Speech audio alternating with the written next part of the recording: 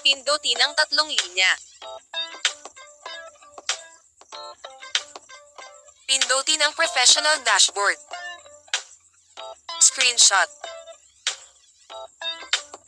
Pagkatapos natin mag-screenshot guys, pindutin ang monetization. Screenshot.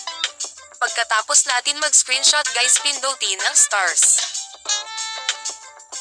Screenshot. Balik tayo sa menu guys. Scroll down. Tapos pindutin ang help and support.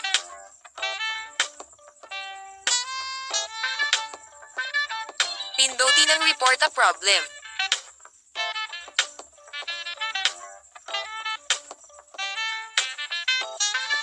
Pindutin ang continue to report a problem. Pindutin ang include in report.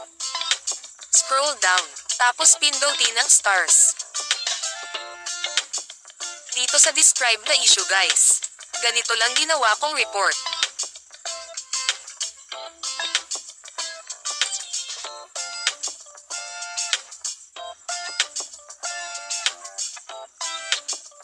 Tapos add natin yung na-screenshot natin. Nas-end na yung report natin. Ayan guys, after how many days?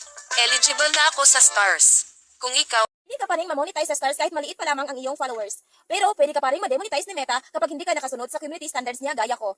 Gaya ko, na-demonetize din ako. Pero kapag may video kayo na may watermark, ay dapat i-delete nyo na agad. At may songs na hindi allowed sa community standards ni Meta, i-delete nyo na. So yun lamang po. Thanks for watching. Bye-bye!